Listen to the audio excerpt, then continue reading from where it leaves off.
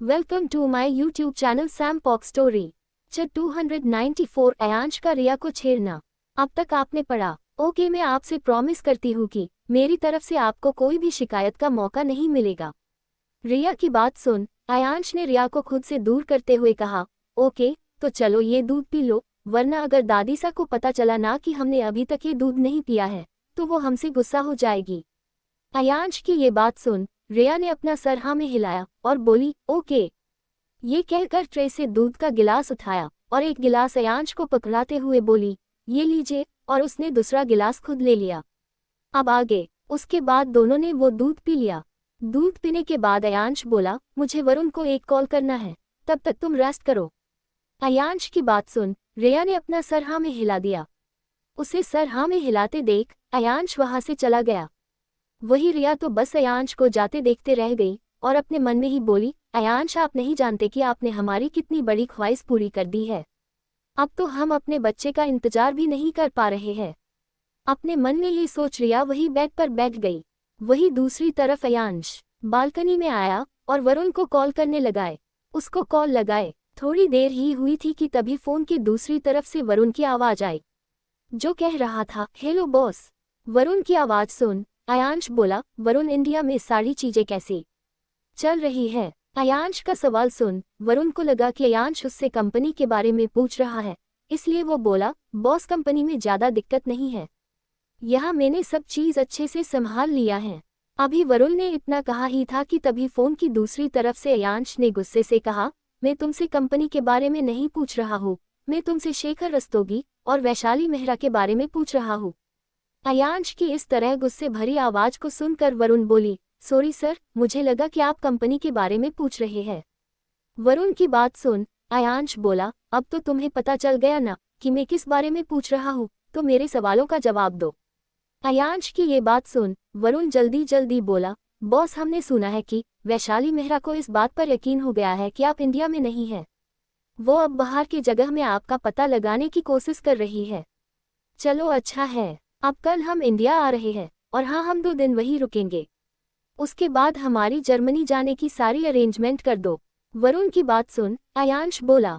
अयांश की ये बात सुन वरुण शॉक हो गया और अपने मन में ही बोला, ये बॉस आखिर करना क्या चाहते हैं।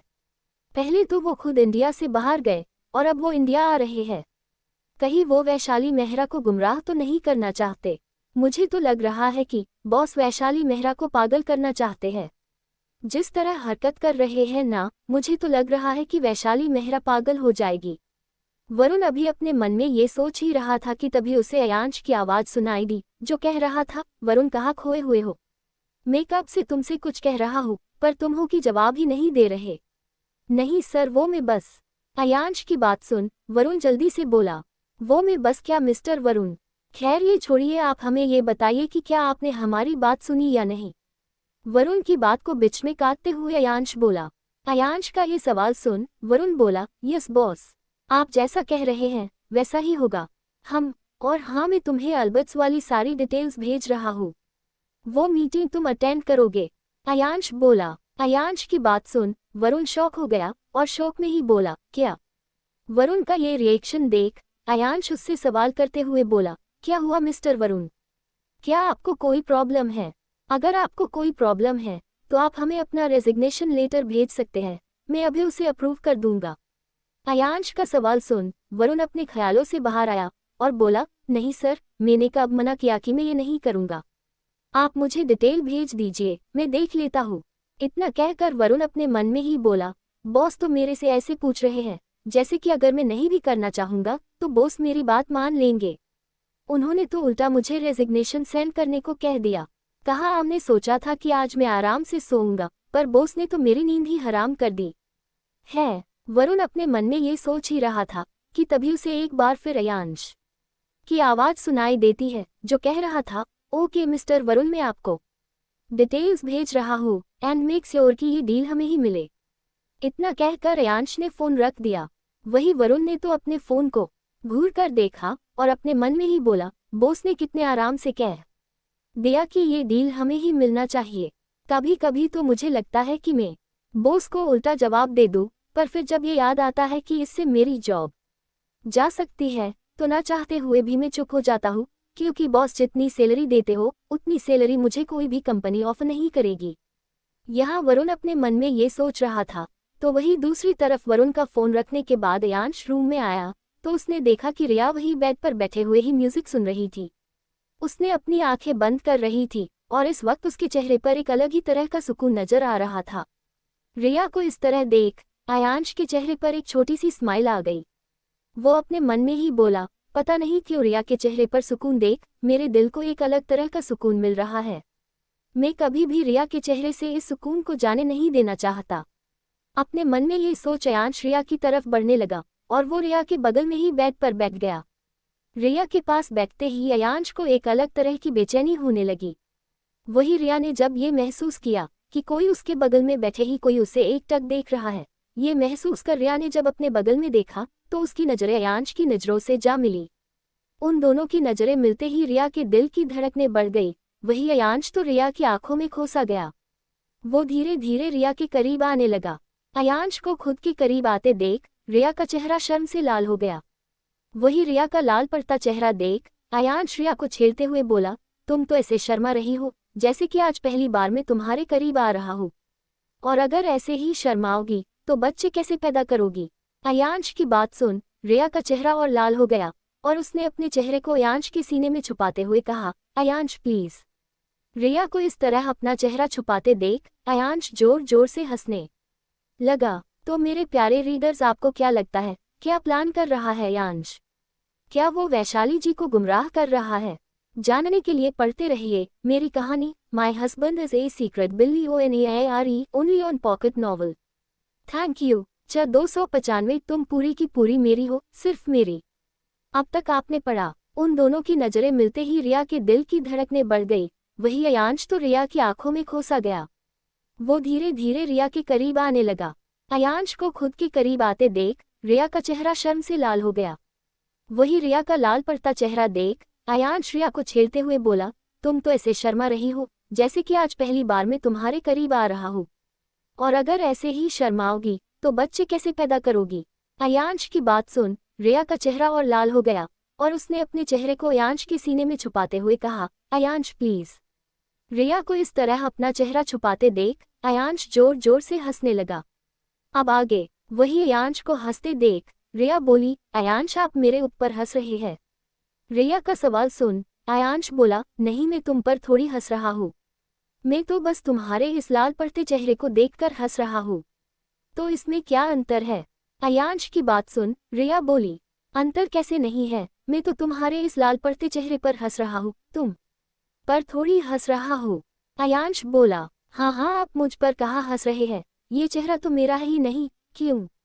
सही कहा ना मैंने। ये कहकर रिया चिढ़ गई और अपना चेहरा दूसरी तरफ कर लिया और बड़बड़ाते हुए बोली, एक तो पहले खुद मुझे छेड़ते हैं, उसके बाद मुझ पर हंसते हैं, फिर उसके बाद ऐसा दिखाते हैं जैसे कि सारी गलती मेरी ही है।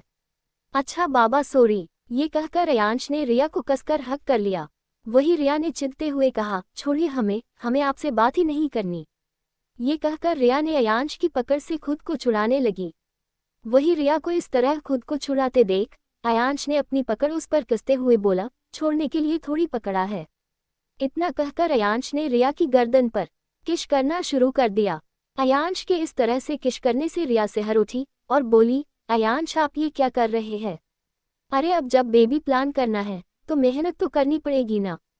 इतना कहकर अयांश ने रिया पर अपनी पकड़ ढीली की और उसे उसके होठों पर अपने होठ रख दिया और उसे पिसनेतली किश करने लगा। उसके किश करने से रिया एक पल के लिए चौंक गई, पर फिर वो भी अयांश को किश करने लगी। किश करते हुए ही अयांश ने रिया को बेड पर लेटा दिया, उसे और पैसन के साथ किश करने लगा। थोड़ी देर बाद जब रिया को सांस लेने में दिक्कत होने लगी तो वो अयांश को खुद से दूर करने की कोशिश करने लगी, पर अयांश उसे छोड़ ही नहीं रहा था। ये देख रिया ने छटपटाना छोड़ दिया। थोड़ी देर बाद जब अयांश को ये महसूस हुआ कि रिया को सांस लेने में दिक्कत हो रही है तो उसने रिया के होठों को छोड़ दिया। अयांश के छोड़ते ही रिया गहरी गहरी सांस लेने लगी। वही अयांश रिया के होठों को छोड़ने के बाद उसके कॉलरबोन पर किश करने लगा। किश करते हुए वो उसे बाइट करने लगा। उसके बाइट करने से रिया के मुंह से आह निकल गई, जिससे अयांश और ज्यादा एक्साइटेड हो गया, जिससे वो और तेजी से उसके कॉलरबोन पर बाइट करने लगा। अब रिया भी मदहोश होने लगी थी। उसने अपनी आंखें बंद कर ली और अयांश की पीठ को कसकर पकड़ लिया। रिया की कॉलरबोन को छोड़कर अयांश रिया से अलग हुआ और अपने शर्ट के बटन को खोलने लगा। रिया ने जब अयांश को खुद के ऊपर महसूस नहीं किया तो उसने अपनी आंखें खोली तो अयांश अपनी शर्ट को उतार रहा था। उसे ऐसा करते देख रिया ने अपनी आंखें बंद कर ली और उसका चेहरा शर्म से और ज्यादा लाल हो गया। उसकी तो हिम्मत ही नहीं हो रही थी कि वो अपनी आंखें खोलकर अयांश की तरफ देखे, पर फिर कुछ याद आते ही उसने अपनी आंखें खोली और बोली, अयांश पर अभी तो हमारी अलबत्स के साथ मीटिंग है, मुझे उसकी तैयारी करनी है। अभी रिया ने इतना कहा ही था कि तभी अयांश बोला, वो मीटिंग वरुण देख लेगा। इतना कहकर अयांश रिया के ऊपर आ गया और उसे किश करने लगा। इसी के साथ वो रिया की साड़ी खोल रहा था। धीरे धीरे अयांश ने रिया और खुद के सारे कपड़े को बॉडी अलग कर दिया और फिर वो रिया से अलग हुआ और उसने उसे ऊपर से नीचे तक देखते हुए बोला, तुम्हारी ये खूबसूरती सिर्फ मेरी है और सिर्फ यही नहीं बल्कि तुम पूरी की पूरी मेरी हो, सिर्फ मेरी। उद्धरण चिन्ह। इतना कहकर अयांश ने एक बार फिर रिया के होठों पर किश करना शुरू कर दिया। उसने अपने हाथों को रिया के उभारों पर रख दिया जिससे उसके मुंह से एक आह निकल गई। इसी मौके का फायदा उठाकर अयांश ने रिया के मुंह के अंदर अपना जेब डाल दिया और उसे और पेशन के साथ किश करने लगा। कुछ देर बाद रिया की सिसकियों की आवाज उस पूरे कमरे में गूंजने लगी। वो दोनों ही एक दूसरे में खोसे गए। वहीं दूसरी तरफ आद्या जी अपने रूम में बैठकर कुछ फाइल देख कर रही थी कि तभी शिवराज सिंह राठौर रूम में आए। शिव जी को देख आद्या जी ने एक नज़र उनकी तरफ देखा और फिर अपनी फाइल लेकर वहां से जाने लगी। उन्हें इस तरह जाते देख शिवराज जी बोले, आद्या क्या आप हमसे इतनी नफरत करती है कि आप हमें देखकर यहाँ से जा रही है?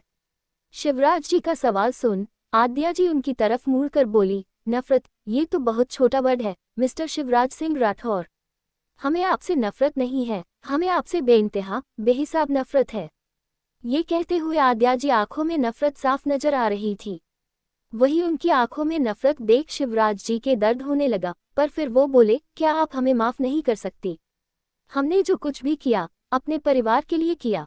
परिवार, सही कहा आपने। आपने उस वक्त जो कुछ भी किया अपने परिवार के लिए किया, पर अफसोस की बात तो ये है कि हम कभी आपके उस परिवार का हिस्सा नहीं बन पाए। और रही बात माफी की, तो माफी गलतियों की होती है, गुनाहों की नहीं। और अगर हम आपको माफ करना भी चाहे ना, तो सबसे पहले तो ये सोचना होगा कि हम आपको आपके किन किन गलतियों के लिए माफ करें। खैर, इन सब बातों के बारे में बात करके कुछ नहीं मिलेगा। अगर आपको कुछ जरूरी बात करनी है तो कहिए, वरना हम जा रहे हैं यहाँ से। इतना कहकर आद्या जी वहां से जाने को हुई कि तभी उन्हें शिव जी की आवाज सुनाई दी, जो कह रहे थे, कल पार्टी मीटिंग है जिसमें हम अंश को पार्टी में इंट्रोड्यूस कराएंगे और साथ ही उसे दिल्ली इलेक्शन के लिए उम्मीदवार घोषित करेंगे। बहुत से लोग इसकी खिलाफत भी करेंगे। शिवराज जी अभी ये कह ही रहे थे कि तभी उन्हें आद्या जी की आवाज सुनाई दी, आपको उसकी चिंता करने की जरूरत नहीं है। पार्टी में आधे से ज्यादा लोग हमारे हैं और उनमें इतनी हिम्मत नहीं कि वो हमारे बेटे के खिलाफ जा सके। इतना कहकर आद्या जी वहां से चली गई। आद्या जी को जाते देख शिवराज जी अपने मन में ही बोले, हम आपसे बहुत प्यार करते हैं आद्या। जानते हैं कि आप हमसे नफरत करती है, पर कैसे समझाए आपको कि उस वक्त हमने जो किया वो हमारी मजबूरी थी। वही रूम से बाहर आकर आद्या जी अपने मन में ही बोली, आपको आपकी हर गलतियों के लिए तो हम माफ कर सकते हैं, पर आपकी वजह से आज हमारी बेटी इस दुनिया में नहीं है, उसके लिए हम आपको कभी माफ नहीं करेंगे, कभी भी नहीं। उद्धरण चिन्ह। तो मेरे प्यारे रीडर्स, आपको क्या लगता है, क्या गलती की थी शिवराज जी ने? और किस बेटी की बात कर रही है आद्या जी? क्या उनकी कोई बेटी थी और वो उसकी मौत का जिम्मेदार शिवराज जी को क्यों मान रही है? जानने के लिए पढ़ते रहिए my husband is a secret billionaire only on pocket novel. Thank you. 296 Ayansh और रिया की बढ़ती नजदीकियां। अब तक आपने पढ़ा। शिवराज जी अभी ये कह ही रहे थे कि तभी उन्हें आद्या जी की आवाज सुनाई दी, आपको उसकी चिंता करने की जरूरत नहीं है। पार्टी में आधे से ज्यादा लोग हमारे हैं और उनमें इतनी हिम्मत नहीं कि वो हमारे बेटे के खिलाफ जा सके। इतना कहकर आद्या जी वहां से चली गई। आद्या जी को जाते देख शिवराज जी अपने मन में ही बोले, हम आपसे बहुत प्यार करते हैं आद्या। जानते हैं कि आप हमसे नफरत करती है, पर कैसे समझाए आपको कि उस वक्त हमने जो किया वो हमारी मजबूरी थी। वही रूम से बाहर आकर आद्या जी अपने मन में ही बोली, आपको आपकी हर गलतियों के लिए तो हम माफ कर सकते हैं, पर आपकी वजह से आज हमारी बेटी इस दुनिया में नहीं है, उसके लिए हम आपको कभी माफ नहीं करेंगे, कभी भी नहीं। ये सोचकर वो वहां से चली गई। अब आगे। अगली सुबह जब रिया की आंख खुली तो उसे अपने बगल में अयांश दिखा, जो कि उसी की तरफ देख रहा था। ये देख रिया शॉक हो गई और अपने मन में ही बोली, ये अयांश मुझे इस तरह क्यों देख रहे हैं, और आखिर वो उठी कब। रिया अभी ये सोच ही रही थी कि तभी उसे अपनी कमर पर अयांश का हाथ महसूस हुआ। ये महसूस कर रिया के पूरे शरीर में सिरहन सी दौड़ गई। वही अयांश ने जब रिया की सिरहन महसूस की तो उसके चेहरे पर एक तिरछी स्माइल आ गई और वो बोला, क्या हुआ। अयांश का सवाल सुन रिया उससे उल्टा सवाल करते हुए बोली, अयांश आप कब उठे और आपने हमें उठाया क्यों नहीं। हम बस थोड़ी देर पहले ही उठे और आपको इस तरह सुकून से सोते देख हमारा दिल नहीं किया कि हम आपको उठा दे। इस वक्त तो हमारा मन बस आपको इसी तरह निहारने का कर रहा है। रिया का सवाल सुन अयांश बोला। अयांश की बात सुन रिया का चेहरा शर्म से लाल हो गया और वो अपने मन में ही बोली, क्या अयांश हमारे साथ अभी फ्लर्ट कर रहे हैं। हमें तो ऐसा लग रहा है कि वो हमारे साथ फ्लर्ट कर रहे हैं। रिया अपने मन में ये सोच ही रही थी कि तभी उसे अयांश ने उसकी कमर पर एक चिकोटी काटी, जिससे उसके मुंह से आह निकल गई और वो अयांश की तरफ देखने लगी और वो बोली, अयांश आप ये क्या कर रहे हैं, आपने हमें चिकोटी क्यों काटी। ये कहकर रिया अपनी कमर को सहलाने लगी। वही अयांश को रिया के ऐसा कहने से कोई फर्क नहीं पड़ा। वो रिया को घूरते हुए बोला, तुम जब मेरे साथ हो ना तो मेरे पर ध्यान दिया करो, मुझे नहीं पसंद कि साथ हो तो तुम्हारा ध्यान कहीं और हो। ये कहकर अयांश वहां से उठने लगा। वही अयांश की बात में उसके गुस्से को महसूस कर रिया ने जब अयांश की तरफ देखा तो उसे इस तरह उठते देख वो जल्दी से अयांश को हक करते हुए बोली, अयांश आप इतना गुस्सा क्यों रहे हैं, प्लीज हमें माफ कर दीजिए ना। रिया के ऐसा करते ही अयांश एक्साइटेड होने लगा और वो रिया से बोला, रिया हमें अभी इंडिया भी निकलना है, अगर आप ऐसे ही हमें गले लगाए रहेंगी तो हम खुद को कंट्रोल नहीं कर पाएंगे। अयांश की बात सुन रिया को इस बात का होश आया कि वो अभी किस हालत में है। ये ध्यान आते ही रिया का पूरा चेहरा लाल हो गया और उसने अपना चेहरा ब्लैंकेट के अंदर छुपाते हुए खुद से ही कहा, मैं ऐसी बेवकूफ़ी कैसे कर सकती हूँ, अभी मेरा मन कर मैं एक सुरंग खोदूं और उसमें छुप जाओ। रिया को ऐसे रिएक्ट करते देख अयांश के चेहरे पर स्माइल आ गई और वो रिया को हक करते हुए बोला, तुम्हें पता है तुम्हारा रिएक्शन और ये लाल पड़ता चेहरा देख मैं और ज्यादा एक्साइटेड फील कर रहा हूँ। ये कहकर अयांश ने रिया के चेहरे पर से ब्लैंकेट हटाया और उसके गालों पर किस कर लिया। अयांश के ऐसा करते ही रिया ने अयांश को खुद से दूर करते हुए कहा, अयांश हटिए, मुझे अभी तैयार भी होना है, उसके बाद पैकिंग भी करनी है, मैंने अभी तक जरा भी पैकिंग नहीं की है। रिया की बात पर अयांश बोला, तुम्हें पैकिंग करने की कोई जरूरत नहीं है, वहां पर सारी चीजें पहले से ही अवेलेबल है। ये कहकर अयांश ने रिया की चीन पर किश कर दिया। अयांश के बार बार किश करने से रिया भी मदहोश होने लगी थी, पर फिर किसी तरह खुद को कंट्रोल कर वो बोली, अयांश हटिए, क्या आप भूल गए हैं कि हम अभी दादीसा के घर पर हैं, मुझे नीचे जाकर ब्रेकफास्ट टेबल लगाने में दादीसा की मदद भी करनी है, वरना वो क्या सोचेंगी कि मैं कितने लेते तक सोते रहती हूँ। रिया की ये बात सुन अयांश अपना मन मार कर रिया के ऊपर से हट गया। अयांश के हटते ही रिया जल्दी से उठ गई। वो अभी बेड से उतरने ही वाली थी कि तभी एक बार फिर अयांश ने उसे अपने करीब खींच लिया। अयांश के ऐसा करते ही रिया मन ही मन बोली, कहा अयांश पहले मेरे करीब ही नहीं आना चाहते थे और अब तो ये मुझे छोड़ना ही नहीं चाहते। रिया अपने मन में ये सोच रही थी, इसी बीच अयांश ने रिया को पलट दिया और उसके ऊपर आ गया। अयांश के ऐसा करते ही रिया अपने होश में वापस आए और वो बोली, अयांश आप ये क्या कर रहे हैं, उठने दीजिए ना हमें। अभी रिया ने इतना कहा ही था कि तभी अयांश ने अपने होठ रिया के होठों पर रख लिया और उसे पेस्नेटली किश करने लगा। तो मेरे प्यारे रीडर्स कैसा लगा आप लोगों को रिया और अयांश की खट्टी मीठी बातें। मैंने बहुत कोशिश की है कि मैं उनकी केमिस्ट्री दिखाऊं, उनके बीच के बढ़ते प्यार को दिखाओ। अगर आपको ये चैप्टर पसंद आया तो लाइक कमेंट और शेयर जरूर करें। आगे की कहानी जानने के लिए पढ़ते रहे my husband is a secret बिल्ली ONAIRE only on pocket novel. और अब आएगा कहानी में नया ट्विस्ट जहां धीरे अयांश की काबिलियत आएगी सबके सामने, उसी के साथ रिया होगी और स्ट्रांग, और साथ ही होगा कई सारी twist and turns. Thank you. 297 आद्या जी का कॉल और राधिका जी की असमंजस। अब तक आपने पढ़ा। अयांश के ऐसा करते ही रिया मन ही मन बोली, कहा अयांश पहले मेरे करीब ही नहीं आना चाहते थे और अब तो ये मुझे छोड़ना ही नहीं चाहते। रिया अपने मन में ये सोच रही थी, इसी बीच अयांश ने रिया को पलट दिया और उसके ऊपर आ गया। अयांश के ऐसा करते ही रिया अपने होश में वापस आए और वो बोली, अयांश आप ये क्या कर रहे हैं? उठने दीजिए ना हमें। अभी रिया ने इतना कहा ही था कि तभी अयांश ने अपने होठ रिया के होठों पर रख लिया और उसे पेस्नेटली किश करने लगा। अब आगे थोड़ी देर बाद रिया को सांस लेने में दिक्कत हो रही थी। वो अयांश को खुद से दूर करने की कोशिश कर रही थी, लेकिन अयांश उसे छोड़ ही नहीं रहा था। कुछ देर बाद जब अयांश को लगा कि रिया सांस नहीं ले पा रही है, तो उसने रिया को छोड़ दिया। अयांश के छोड़ते ही रिया लंबी लांबी सांसें लेने लगी। वही अयांश रिया की गर्दन की तरफ बढ़ गया और उसकी गर्दन पर किश करने लगा। वो अभी रिया की गर्दन पर किश कर ही रहा था कि तभी किसी ने उनके रूम का डोर नॉक किया। नॉक की आवाज सुन अयांश और रिया दोनों ही अपने होश में वापस आए और अयांश को खुद से दूर करने की कोशिश करते हुए बोली, अयांश हटे, हमने आपसे कहा था ना कि हमें लेट हो जाएगा, अब देखिए हमें बुलाने के लिए कोई आ ही गया। रिया की बात सुन अयांश न चाहते हुए भी उसके ऊपर से हट गया। उसके हटते ही रिया जल्दी से बेड से खड़ी हुई और वॉशरूम में चली गई। रिया के जाते ही अयांश बेड से खड़ा हुआ और उसने ट्राउजर पहन लिया। ट्राउजर पहनने के बाद उसने जब रूम का गेट खोला तो रूम के बाहर एक फीमेल सर्वेंट खड़ी थी। उस सर्वेंट को देख अयांश बोला, क्या बात है? अयांश का सवाल सुन उस सर्वेंट ने सर झुकाकर कहा, युवराज, बड़ी रानी सा ने आपको और युवरानी सा को नीचे पूजा में बुलाया है। उस सर्वेंट की बात सुन अयांश ने जब टाइम देखा तो वो देखकर चौंक गया कि अभी 7 बजने में 15 मिनट ही बाकी है। ये देख अयांश अपने मन में ही बोला, ओह गॉड, इतना लेट हो गया है, मुझे तो इस बात का अंदाजा ही नहीं था। हमेशा हम सुबह 5 बजे ही उठ जाते हैं, पर आज 7 बजने वाला है और हम अभी तक नीचे नहीं गए हैं। ये सोच अयांश उस सर्वेंट से बोला, आप नीचे चलिए, हम बस 10 मिनट में आ रहे हैं। अयांश की बात सुन सर्वेंट ने अपना सर झुकाया और वहां से चली गई।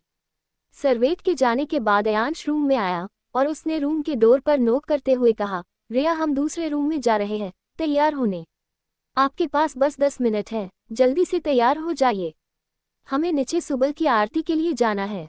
ये कहकर अयांश वहां से अपने कपड़े लेकर दूसरे रूम में रेडी होने के लिए चला गया। वही अंदर खड़ी रिया ने जब अयांश की ये बात सुनी तो वो खुद से ही बोली, 10 मिनट में मैं कैसे रेडी हो पाऊंगी? मुझे तो साड़ी भी पहननी है। रिया जल्दी कर, तुम लेट नहीं हो सकती। अपने मन में ये सोच रिया जल्दी जल्दी रेडी होने लगी। वही दूसरी तरफ इंडिया में मीटिंग की तैयारी बहुत जोरों शोरों से हो रही थी। उस मीटिंग के लिए सभी लोग अपनी अपनी तैयारी कर रहे थे। कुछ लोग तो अयांश के साथ थे, वही कुछ लोग उसके खिलाफ थे। वही इन सब बातों से अनजान राधिका जी तो बस ये सोचकर खुश थी कि उनकी बेटी को उनकी फिक्र है। वो ये बात नहीं जानती थी कि रिया आज इंडिया जा रहे हैं।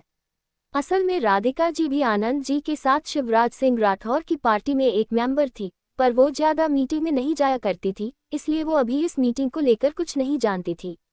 वो तो इस वक्त लिविंग हॉल में रखे एक सोफे पर बैठकर अपनी ग्रीन टी पी रही थी और न्यूज़पेपर पढ़ रही थी कि तभी आनंद जी भी वहां आ गए और वो राधिका जी के बगल में सोफे पर बैठते हुए बोले, राधिका, आज पार्टी मीटिंग है। आज की मीटिंग में प्रधानमंत्री जी एक न्यू मेंबर को पार्टी में इंट्रोड्यूस करने वाले हैं और साथ ही उसे दिल्ली इलेक्शन में नया उम्मीदवार बनाना चाहते हैं, पर हम लोग इसके खिलाफ हैं, तो हम चाहते हैं कि आज आप भी हमारे साथ मीटिंग में चले और हमें सपोर्ट करें। आनंद जी की बात सुन राधिका जी उनकी तरफ मुड़ कर बोली, और आपको ऐसा क्यों लगता है कि हम आपका साथ देंगे? राधिका जी का ये सवाल सुन आनंद जी चिढ़ गए और वो बोले, राधिका, हम जानते हैं कि आप हमसे नाराज हैं, पर आपकी नाराजगी एक तरफ है और ये मैटर दूसरी तरफ है। आप भी जानती है कि आपकी नाराजगी का इस मामले से कोई लेना देना नहीं है। आज आप हमारे साथ चल रही है और इस बात में हम आपकी एक नहीं सुनना चाहते। ये कहकर आनंद जी वहां से चले गए। उनके जाने के बाद राधिका जी अपने मन में ही बोली, इन्हें तो बस अपने बिजनेस और अपने फेम से ही मतलब है और किसी चीज से तो इन्हें कोई मतलब ही नहीं है। कभी कभी तो ऐसा लगता है कि ये अपने बिजनेस और फेम के लिए हमें भी छोड़ सकते। वैसे अगर ये ऐसा कर भी लेना तो मेरे लिए कोई ज्यादा बड़ी बात नहीं होगी, क्योंकि जो इंसान को खुद की ही बेटी की फिक्र नहीं है उसे मेरी क्या फिक्र होगी। राधिका जी अपने मन में ये सोच ही रही थी कि तभी उनका फोन बजने लगा। फोन की आवाज सुन राधिका जी ने जब अपने फोन की तरफ देखा तो एक अननोन नंबर को देख वो अपने मन में ही बोली, ये किसका कॉल है? पर मैं ऐसे ही किसी भी अननोन नंबर से कॉल नहीं पिक कर सकती। ये सोचकर राधिका जी उस कॉल को अवॉइड करने ही वाली थी कि तभी उनके दिमाग में एक ख्याल आया और वो अपने मन में ही बोली, कहीं ये रिया तो नहीं, कहीं वो मुझे आज किसी और नंबर से तो कॉल नहीं कर रही। अपने मन में ये सोच राधिका जी ने कॉल पिक कर लिया। उनके कॉल पिक करते ही उधर से एक औरत की आवाज सुनाई दी, जो कह रही थी, हेलो मिसेस चक्रवर्ती, हम होम मिनिस्टर आद्या रायचंद बोल रहे हैं। तान्या सिंह राठौर। ये नाम सुन राधिका जी शॉक हो गई और अपने मन में ही बोली, आद्या रायचंद ये तो होम मिनिस्टर है ना, भला ये हमें क्यों कॉल कर रही है? आज से पहले तो इन्होंने हमें कभी कॉल नहीं किया, तो फिर आज क्यों? अभी राधिका जी अपने मन में ये सोच ही रही थी कि तभी उन्हें एक बार फिर आद्या जी की आवाज सुनाई दी, जो कह रही थी, हम जानते हैं कि हमारा कॉल देख आप शॉक हो गई है, पर जैसा कि आप जानती ही होंगी कि आज पार्टी मीटिंग है। आद्या जी की बात पर राधिका जी बोली, जी हम जानते हैं। चलिए अच्छा है, जब आप इस बात को जानती हैं, तो हम उम्मीद करते हैं कि आप आज इस मीटिंग में जरूर आएंगी। राधिका जी की बात पर आद्या जी बोली। आद्या जी की बात सुन राधिका जी अपने मन में ही बोली, अब हम इन्हें क्या कहें कि हमें इस मीटिंग के बारे में अभी बस थोड़ी देर पहले ही पता चले, और सही मायनों में कहा जाए तो हम इस मीटिंग में जाना नहीं चाहते, पर हमें ये नहीं समझ आ रहा है कि आखिर इन्होंने आज हमें कॉल क्यों किया है। अभी राधिका जी अपने मन में ये सोच ही रही थी कि तभी उन्हें एक बार फिर आद्या जी की आवाज सुनाई दी, हम जानते हैं कि आप क्या सोच रहे हैं। आप यही सोच रही है ना कि आज अचानक हमने आपको इतनी सुबह सुबह कॉल क्यों किया है? क्यों सही कहा ना हमने? आद्या जी की बात पर राधिका जी ये देखकर एक पल के लिए शॉक हो गई, क्योंकि आद्या जी ने अभी जो भी अनुमान लगाया था वो बिल्कुल सही अनुमान था, पर फिर वो अपने शौक से बाहर आए और बोली, जी आपने बिल्कुल सही सोचा, हम अभी यही सोच रहे थे। तो क्या आप बता सकती है कि आखिर आपने हमें इस तरह अचानक कॉल क्यों किया? हमारा मतलब है कि हम ये तो जानते हैं कि आपने सिर्फ ये जानने के लिए तो कॉल नहीं किया होगा कि हम मीटिंग में आ रहे हैं या नहीं, तो हम बस आपके मकसद को जानना चाहते हैं। राधिका जी की बेबाकी और सपाट लहजे को देख आद्या जी के चेहरे पर ना चाहते हुए भी स्माइल आ गई। सही मायनों में तो आद्या जी को वो लोग बहुत पसंद थे, जो अपनी बात बिना किसी डर के रखते थे, और राधिका जी की पर्सनेलिटी कुछ ऐसी ही थी। वो बात अलग थी कि वो अपने परिवार के सामने वो कमजोर पड़ गई थी, पर बाहर के लोगों के लिए वो अभी भी वैसी ही थी। आद्या जी ने किसी तरह अपनी स्माइल को कंट्रोल करके राधिका जी से कहा, सही कहा आपने, हमने आपको किसी कारण से कॉल किया है, और वो कारण ये है कि हम चाहते हैं कि आज की मीटिंग में आप आए और अपना मत मंत्री जी के पक्ष में दे। और आपको ऐसा क्यों लगता है कि हम आपकी बात मानेंगे? आद्या जी की बात सुन राधिका जी उनसे सवाल करते हुए बोली, आप बस मीटिंग में आ जाइए, उसके बाद हमें यकीन है कि आप हमारी बात जरूर मानेंगी। वैसे हम आपको एक बात बताना तो भूल ही गए कि आप अगर इस मीटिंग में आती है तो आपको एक सरप्राइज मिलेगा। इतना कहकर आद्या जी ने फोन रख दिया। वही आद्या जी के फोन रखने के बाद राधिका जी अपने मन में ही बोली, आखिर ये किस बारे में बात कर रही थी, और इनके कहने का मतलब क्या था कि हम इनके ही पक्ष में वोट देंगे।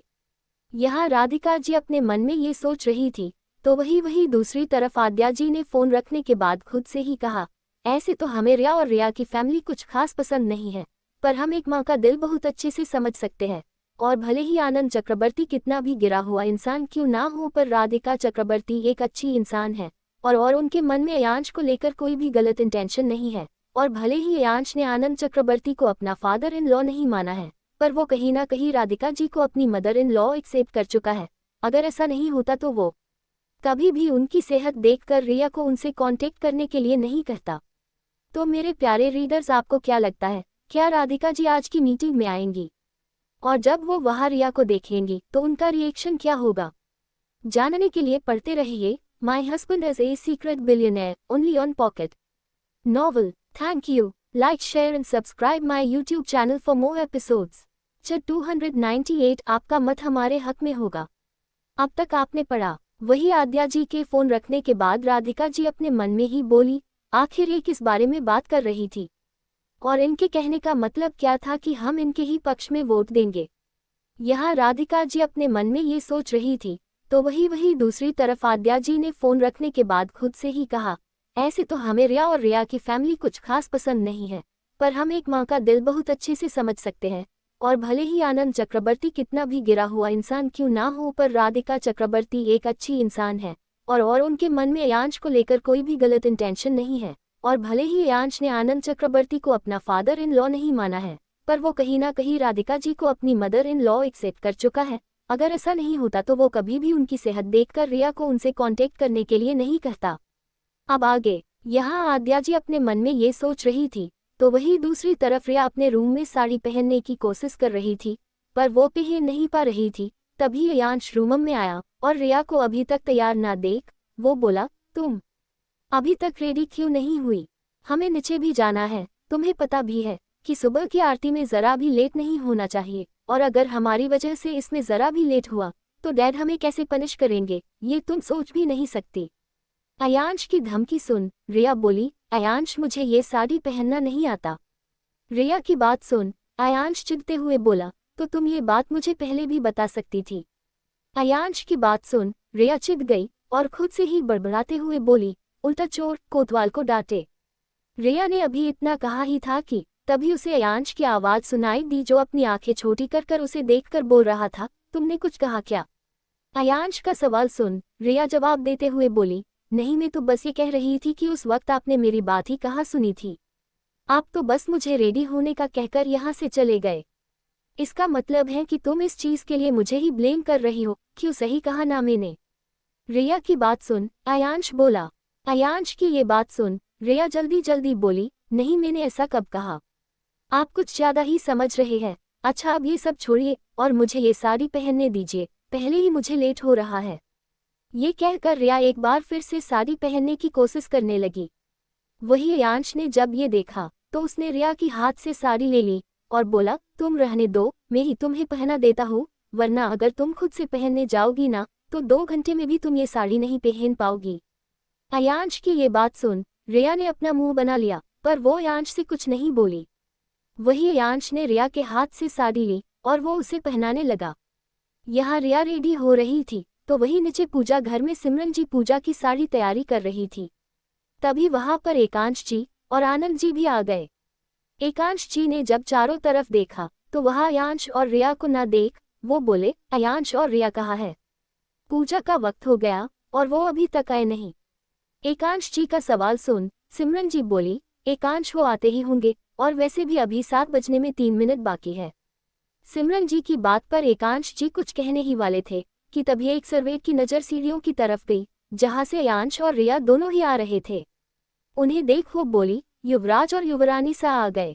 उन्हें देख सिमरन जी ने एक चैन की सांस ली, क्योंकि वो ये बात अच्छे से जानती थी कि एकांश जी और अभय जी दोनों ही समय के कितने पाबंद हैं। ये सोच सिमरन जी जल्दी से आगे आई और बोली, आप लोगों को आने में इतना देर कैसे लग गया बेटा? अच्छा अब ये सब बातें छोड़िए, चलिए चलकर पहले पूजा शुरू करते हैं। इतना बोल सिमरन जी ने रिया का हाथ पकड़ा और उसे अपने साथ लेकर मंदिर में गई। रिया के पीछे अयांश भी आया। उसके बाद सिमरन जी पूजा शुरू करने वाली थी कि तभी एकांश जी बोले, माँ सा आज की आरती रिया करेगी। एकांश जी की बात सुन सिमरन जी बोली, पर एकांश अभी तक रिया का गृह प्रवेश नहीं हुआ, और जब तक गृह प्रवेश नहीं हो जाता तब तक रिया मंदिर में पूजा कैसे कर सकती है? सबसे पहले गृह प्रवेश के बाद महल के मंदिर में पूजा करेगी, उसके बाद घर के किसी और मंदिर में। सिमरन जी की बात सुन एकांश जी चुप हो गए, वो अब कुछ नहीं बोले। वही सिमरन जी की बात सुन रिया ने एक चैन की सांस ली, क्योंकि सच तो यही था कि रिया को आरती गाना नहीं आता था। फिर सिमरन जी ने पूजा की, उसके बाद उन सब ने मिलकर पूजा किया और फिर रिया और अयांश वहां से निकल गए। दिल्ली, इंडिया, पार्टी हॉल में सभी मंत्री धीरे धीरे कर आ रहे थे। तभी एक कार वहां आकर रुकी और उस कार में से आनंद जी और राधिका जी बाहर आए। फिर वो दोनों ही हॉल के अंदर चले गए। उनके अंदर आते ही आनंद जी राधिका जी की तरफ देखकर बोले, राधिका आप बैठिए, हम जब तक बाकी लोगों से मिलकर आते हैं। आनंद जी की बात सुन राधिका जी वहीं बैठ गई और अपना फोन निकाल कुछ देखने लगी। वही दूसरी तरफ आनंद जी भी बाकी लोगों से मिलने चले गए। अभी राधिका जी अपने फोन में कुछ देख रही थी कि उन्होंने इस बात पर ध्यान ही नहीं दिया कि उस मीटिंग हॉल में आद्या जी भी आ गई है। वही आद्या जी जब मीटिंग हॉल में आई तो उनकी नज़र सबसे पहले राधिका जी पर गई। राधिका जी को देख आद्या जी अपने मन में ही बोली, एक पल के लिए तो हमें लगा था कि ये यहाँ नहीं आएंगी, पर अच्छा ही है कि ये भी यहाँ पर है। यही सोच आद्या जी राधिका जी की तरफ आए और बोली, हेलो मिसेस चक्रवर्ती, हमें खुशी हुई ये देखकर कि आप हमारी बात मानकर यहाँ आए। आद्या जी की बात सुन राधिका जी बोली, मिस रायचंद हम यहाँ अपनी मर्जी से आए हैं। हम यहाँ आ गए हैं, पर हम आपकी बात मानेंगे ये हमने नहीं कहा। हमें जो सही लगेगा हम वही करेंगे। राधिका जी की बात सुन आद्या जी ने अपना सर हाँ में हिला दिया और बोली, आपको जैसा ठीक लगेगा आप वैसा ही कीजिएगा, हम आप पर किसी भी तरह का दबाव नहीं डाल रहे हैं, पर अगर आप सच्ची इंसान हैं तो हमें इस बात का यकीन है कि आपका मत हमारे हक में ही होगा। इतना कहकर आद्या जी वहां से चली गई। वही आद्या जी के जाने के बाद राधिका जी अपने मन में ही बोली, आखिर आद्या रायचंद के दिमाग में चल क्या रहा है, और वो इतने कॉन्फिडेंस से ये बात कैसे कह सकती है कि मैं उन्हें ही सपोर्ट करूंगी। मुझे कुछ भी समझ नहीं आ रहा है। अभी राधिका जी अपने मन में ये सोच ही रही थी कि तभी उनकी नज़र पार्टी हॉल के एंट्रेंस पर गई और वह से आते एक शख्स को देख वो शॉक हो गई। तो आखिर कौन आ रहा था पार्टी हॉल के अंदर, किसे देखकर शॉक हो गई राधिका जी? जानने के लिए पढ़ते रहिए मेरी कहानी। My husband is a secret billionaire only on pocket novel. Thank you. 299 कौन है वो दो शख्स? अब तक आपने पढ़ा। राधिका जी की बात सुन आद्या जी ने अपना सर हाँ में हिला दिया और बोली, आपको जैसा ठीक लगेगा आप वैसा ही कीजिएगा, हम आप पर किसी भी तरह का दबाव नहीं डाल रहे हैं, पर अगर आप सच्ची इंसान हैं तो हमें इस बात का यकीन है कि आपका मत हमारे हक में ही होगा। इतना कहकर आद्या जी वहां से चली गई। वही आद्या जी के जाने के बाद राधिका जी अपने मन में ही बोली, आखिर आद्या रायचंद के दिमाग में चल क्या रहा है, और वो इतने कॉन्फिडेंस से ये बात कैसे कह सकती है कि मैं उन्हें ही सपोर्ट करूंगी।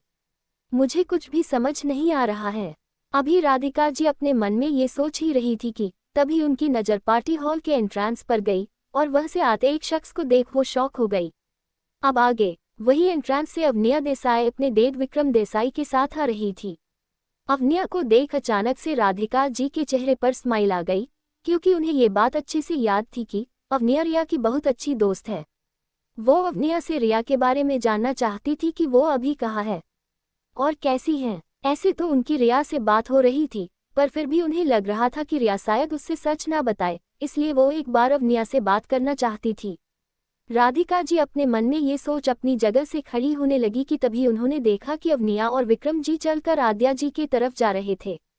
ये देख राधिका जी एक पल के लिए हिचकिचाई, पर फिर वो भी उस तरफ चल दी। वो अभी उनके करीब पहुंची ही थी कि तभी उन्होंने देखा कि अवनिया आद्या जी का पांव छू रही थी।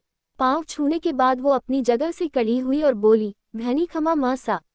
अवनिया के मुंह से मासा सुन राधिका जी शॉक हो गई और अपने मन में ही बोली, ये तो रिया की फ्रेंड है ना, और ये देसाई ग्रुप्स के ओनर विक्रम देसाई की बेटी है ना, तो फिर ये आद्या जी को मासा क्यों कह रही है।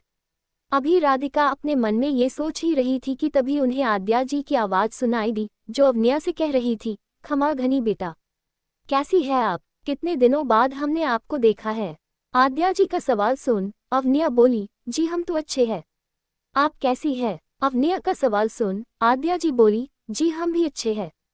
अभी आद्या जी अवनिया से बात कर ही रही थी कि तभी उनकी नज़र राधिका जी पर पड़ी, जो कि अवनिया के पीछे ही खड़ी थी। वो उन्हें देखकर बोली, क्या हुआ मिसेस चक्रवर्ती, आप यहाँ, कुछ काम था क्या आपको। आद्या जी की बात सुन अवनिया उनकी तरफ मुड़ गई। राधिका जी को देख अचानक से अवनिया को याद आया कि वो असल में रिया की माँ है।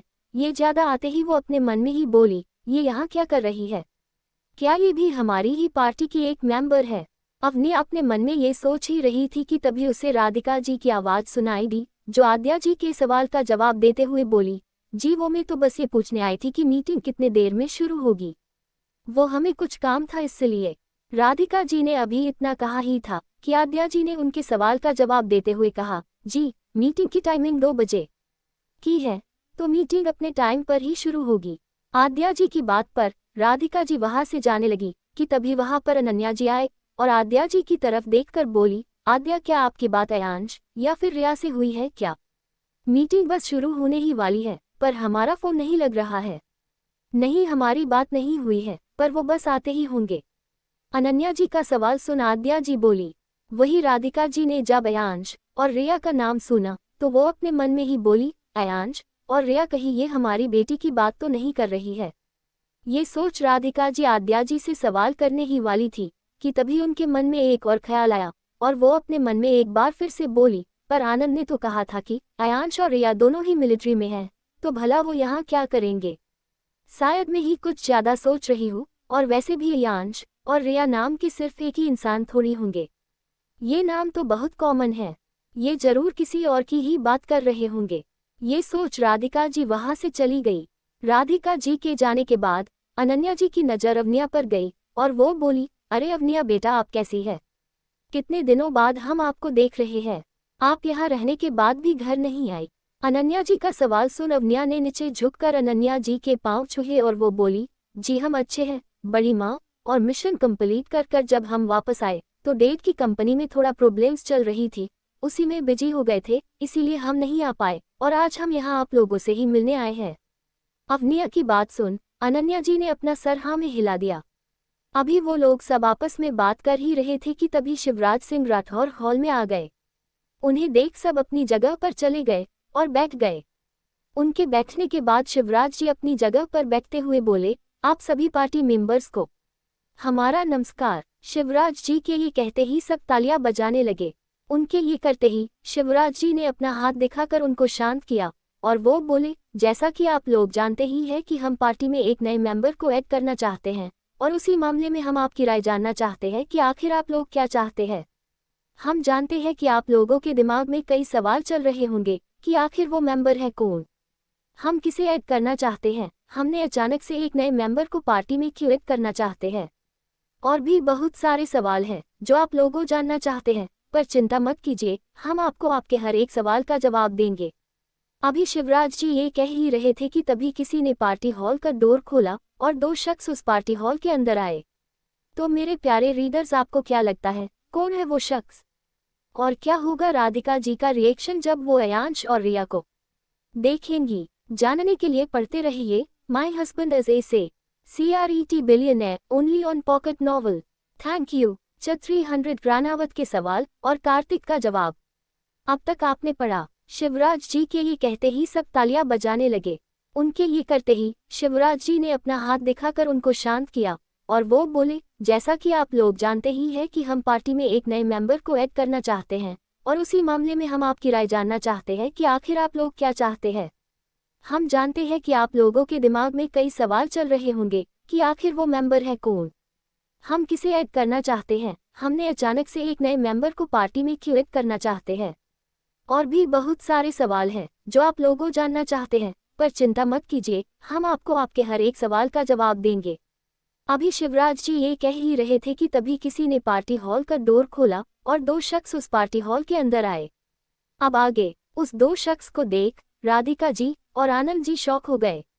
वही उन लोगों को देख वहां मौजूद कुछ लोगों के चेहरे पर स्माइल आ गई।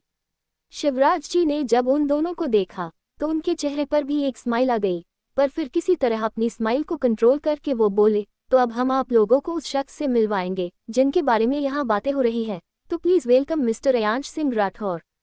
उनके ये कहते ही अयांश उनके पास आया और सभी की तरफ देखकर बोला, आप सभी को हमारा नमस्कार। हम जानते हैं कि आप में से कुछ लोग तो हमें अच्छे से जानते हैं, लेकिन कुछ लोग हमें नहीं जानते और वो सोच रहे होंगे कि आखिर हम हैं कौन। तो हम आपको बता दें कि हमारा नाम अयांश सिंह राठौर है और हम मिलिट्री में काम कर चुके हैं। इसी के साथ हमारी छोटी सी बिजनेस है। आपको यहाँ नहीं होना चाहिए, और रही बात लोगों की दिल जीतने की, तो वो आप कोई गो ज्वाइन कर भी कर सकते हैं। वो मंत्री कोई और नहीं बल्कि रानावत था। रानावत की बात सुन मिस्टर सक्सेना ने अपना माथा पकड़ लिया और अपने मन में ही बोली, ये रानावत का दिमाग खराब हो गया है क्या, जो वो सबके सामने अयांश से इस तरह बात कर रहा है। ऐसे तो वो अनन्या शेखावत के साथ साथ लोगों को अपना दुश्मन बना। ये सोचते हुए सक्सेना की नजरें आद्या जी पर गई, जो गुस्से से इस वक्त रानावत को ही देख रही थी। उनकी आंखें इस वक्त इतनी सर्द थी जैसे कि वो अपनी आंखों से ही उसको गोली मार देंगी। उनके बगल में बैठी तान्या रायचंद भी रानावत को गुस्से से देख रही थी, और सिर्फ वही नहीं बल्कि अनन्या जी और शिवराज जी के चेहरे पर भी गुस्सा नजर आ रहा था। उसी के साथ मिस्टर कपूर, राधिका जी, मिस्टर देसाई और भी जो लोग अयांश को जानते थे, उनके चेहरे पर भी गुस्सा नजर आ रहा था। वहां पर कार्तिक भी मौजूद था। रानावत की बात सुन कार्तिक के चेहरे पर तिरछी मुस्कान आ गई और वो अपने चेहरे से खड़े होते हुए बोला, मिस्टर रानावत, आप कहना क्या चाहते हैं कि अयांश को पॉलिटिक्स के बारे में कोई नॉलेज नहीं है? अगर आप ऐसा सोचते हैं तो आप एक बार लंदन यूनिवर्सिटीज की टॉप स्टूडेंट्स की लिस्ट को चेक क्यों नहीं करते? मुझे यकीन है कि आपके उस लिस्ट को चेक करने के बाद आपके सारे डाउट्स क्लियर हो जाएंगे, और अगर फिर भी आपके डाउट्स क्लियर ना होना तो आपको पता ही होगा कि लंदन यूनिवर्सिटी आज 5 साल पहले एक स्टूडेंट को बेस्ट प्रेसिडेंट का अवार्ड दे चुकी है, और सिर्फ इतना ही नहीं, लंदन गवर्नमेंट ने उस स्टूडेंट को एज एन एडवाइजर अपनी पार्टी में इनवाइट किया था। आप एक बार उस स्टूडेंट का नाम चेक क्यों नहीं करते? आई होप उसके बाद आपके सारे डाउट्स क्लियर हो जाएंगे। कार्तिक की ये बात सुन वहां मौजूद सभी लोग कंफ्यूज हो गए। वही रानावत ने कार्तिक से सवाल करते हुए पूछा, मिस्टर कपूर आप कहना क्या चाहते हैं? हम यहाँ दिल्ली इलेक्शन और पार्टी में न्यू मेंबर ज्वाइन करने के बारे में बात कर रहे हैं और आप इसमें लंदन यूनिवर्सिटी की बात कर रहे हैं। इन दोनों चीजों को एक दूसरे से कोई लेना देना नहीं है, फिर भी आप इस तरह की बात कर रहे हैं।